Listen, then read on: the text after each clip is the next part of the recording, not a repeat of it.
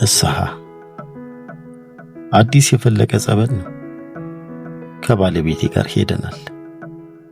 ወደ ጸበል ከመግባቷ በፊት ንስሐ የሚቀበሏት አባት አጠገቧ ተቀምጠው አፋቸውን በመጎናጸፊያቸው ሸፍነው ጭንቅላታቸውን በአዎንታ ይወዘውዙታል።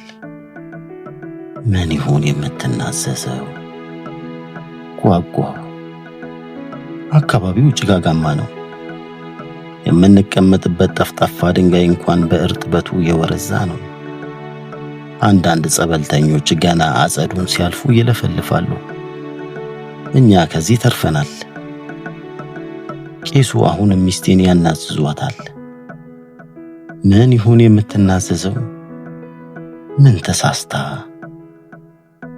ቄሱ ብዙ ሰዓት አናዟት ወደ እኔ መጡ። የክርስትና ስሜን ጠየቁ። ንስሐ ይዞ ጸበል ደግ አይደለምና በሆደ ያለውን ስጋ ያሳሳተህን ጋኔን የገፋፋህን ሳትደብቅ ተናገር፣ ንስሐ ገባ ማለቴ ነው። አሁንም ልቤ ባለቤቴ ጋር ነው። ምን ብላ ንስሐ ገብታ ይሆን? ባውቀው ያው ሴት ጋር ይሄድ ነበረ። ራሳቸውን ነቅንቀው አፋቸውን ጋርደው ጠየቁኝ። ሌላ ሴት ጋር ነው? አዎ። ስንት ናቸው? ብዙ ናቸው አባቴ። ሌላስ ከሃይማኖት ውጪ ያሉ ሴቶች ጋር ደርሰሃል? አዎ ይፍቱኝ አባቴ። እግዚአብሔር ይፍታ። ሌላስ? ሌላ እንኳን ኃጢአት የምለው የለኝም። ቀና ብለው አዩኝ። ከዚህ ሌላ ምን ታደርግ ያሉኝ መሰለኝ። ሰው መድኃኒት አላቀመስክም? ኧረ በፍጹም። በሐሰት አልመሰከርክም? ኧረ እንደውም። ከእኔ ወደ ሌላ ተጠማቂ ሊሸጋገሩ ሲሉ ጥቂት ብር አውጥቼ ሰጥኋቸው። ደንብ ነው። ጨምሬ ጨማምሬ ብሰጣቸውና የባለቤቴን ንስሐ ቢነግሩኝ ብዬ ጓጓው። እንደገና እጄን ቱታ ጊዜ ከትቼ ዳግም ሰጥኋቸው። ብሩን ከቁባ ለመቁጠራቸው ለመጠየቅ አላበረታታኝም።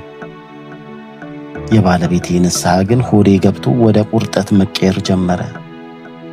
ሌላ ወንድ ደርሶባት ይሆን?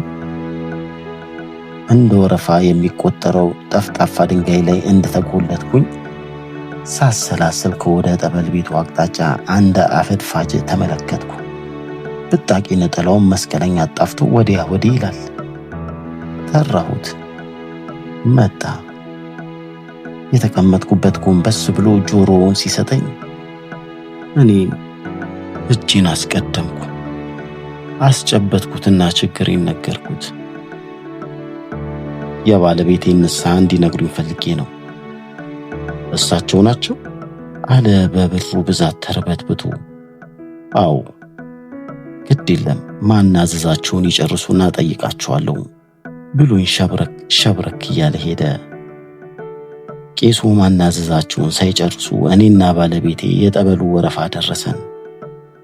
ተጠምቀን ስንወጣ ያንን አፈድፋጅ ጠራሁት።